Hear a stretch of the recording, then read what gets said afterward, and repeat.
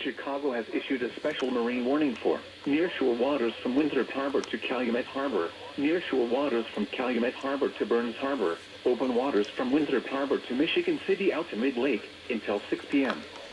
At 4:38 p.m., strong thunderstorms were located along a line extending from 10 nautical miles northeast of Baroda to near Gary, moving northeast at 55 knots.